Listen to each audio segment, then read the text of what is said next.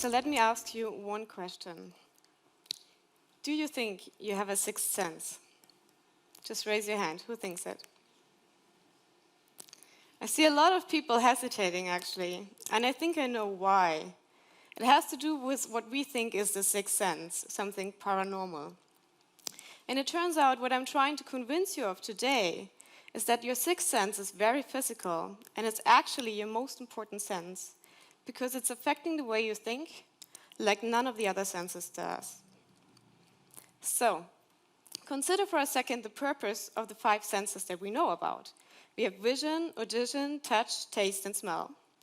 And they all provide us with a window to the outside world. So what is missing in this picture? What's missing is a window to the inside world, namely your bodies. And what most of us don't know is that we have this vast amount of sensors in the body that detect everything from how fast your heart's beating right now, which is very fast, to the salt concentration in your blood. And now what's really interesting is that all these different sensors, they project along the same pathway up into your brain. And if you're a primate, that goes up really deep into an area that we call the insular cortex. Now imagine this insular cortex has this tiny high-resolution map of the entire current state of your body, and that is what we call the sixth sense. So, while you're sitting in this audience, you think you're quite quiet, right? Listening to me. But in fact, what's going on inside you is that your body and your mind are constantly chit-chatting with each other via this pathway. So actually, what this does is it's regulating your heartbeat right now, and it's also regulating your breathing. And in other words, if this wouldn't work, most of you would drop dead within the next few minutes from your chairs. So, how come? Most of the time we don't really realize this, but there's something we don't know, is that this system is affecting us in ways that are much more elaborate than we would think. Because the current state of your body right now is affecting the way you think. And the way you think is affecting the current state of your body right now. Let me show you how. Imagine you're hungry and your stomach is empty. So what you do is you secrete a little hormone, which is called ghrelin. And ghrelin has a cute little nickname, which is the hunger hormone, because it's signaling hunger to your brain. So now what do we do when we're hungry? Well, we go and search for food, usually in a supermarket. Now, did you know this feeling when you go to the supermarket and you're really hungry and you end up buying all sorts of things that you're really never gonna eat? Right, you're not alone. We spend up to 64% more money on food when we're hungry than when we're sated. And the reason, part of it is at least ghrelin. This ghrelin is actually making you more impulsive. So, now you would think less ghrelin is better for me, right? Turns out, wrong again. Because there's a treatment for obesity where actually what you do is you dissect part of the stomach in order to shrink it in size. A side effect of this treatment is that you're producing less of the hunger hormone ghrelin in your body. So what do you think happens to those patients? Well, obviously they become thinner, but there was a side effect. Many of them actually became depressed. Now, we didn't understand this back then, but now we know that ghrelin is actually affecting your dopamine system, which is this big reward system in your brain. And that might actually be changing the way you're thinking. So now people are even suggesting that we should use ghrelin as an antidepressant. Okay, so the reason I've given you those examples, there are 2 reasons. First of all, it's really highly complex how body and mind are interacting. But it basically means that messing with your body can mean that you're messing with your mind. And that's just one side of the coin. Let me show you the other side. Because your mind is also influencing your body. And here's how. Imagine after your supermarket experience, you bought 2 milkshakes. And one is labeled rich, and the other one is labeled light. But in fact, unbeknownst to you, they're exactly identical. Do you think there would be a difference in the physical state of your body depending on which one you ate? Turns out the answer is yes. If you're eating the one that is labeled rich, what actually happens is that you're producing less of the hunger hormone ghrelin in your body. So now think about this for a second. It's a mere thought that is influencing hormone production not in your brain, but actually in your stomach. And we have a name for this effect. You all know it. It's called the placebo effect. Except we usually don't think about the placebo effect that way. We tend to think the placebo effect, that is when I think I might feel better, and then I end up feeling better, which means it's all in my head.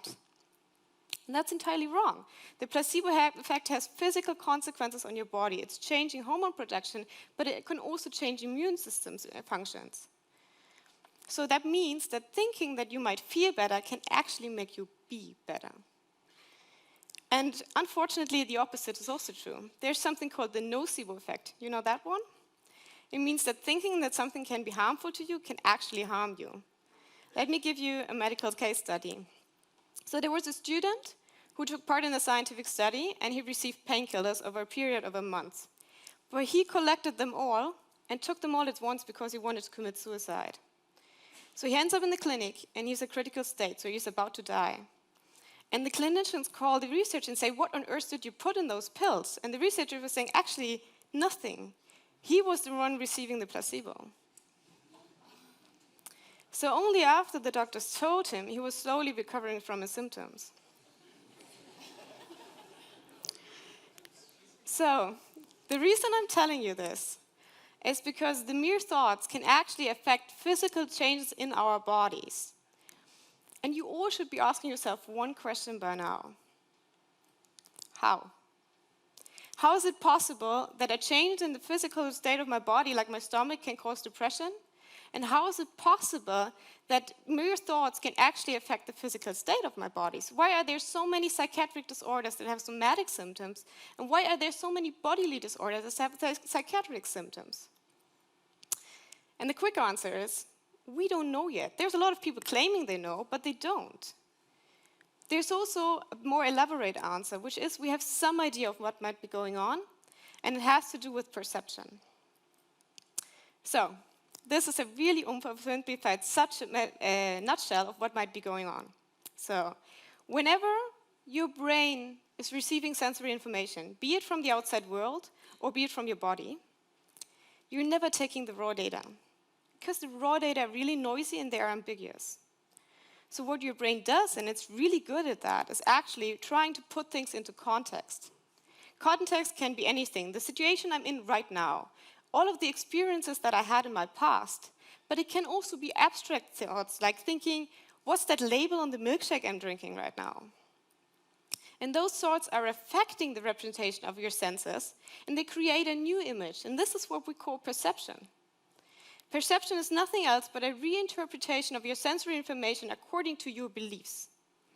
This is where beliefs enter the system, and this is where often people say perceiving is believing. And that's actually true for all senses that you have. Now, the actions that your body is going to list, or your brain, actually can be conscious or unconscious, but they're going to affect your body again. And now you see the problem, right? The body is affecting the brain is affecting the body is affecting the brain. This is a circular problem that we have to solve here. And the question really is, how do we understand this? What do we need in order to find out what are the neurobiological underpinnings of this system? And I think we need two things, and that's what we're trying to do in the lab. One is, we need much more fine-grained, detailed measurements of what's going on in both the mind and the body. And you can do this by high-resolution functional magnetic resonance imaging on the one side on the brain, but we also need to monitor the body by things like smartphones. But that's not enough. This is a circuit problem. One thing is influencing the other, and we need to describe this.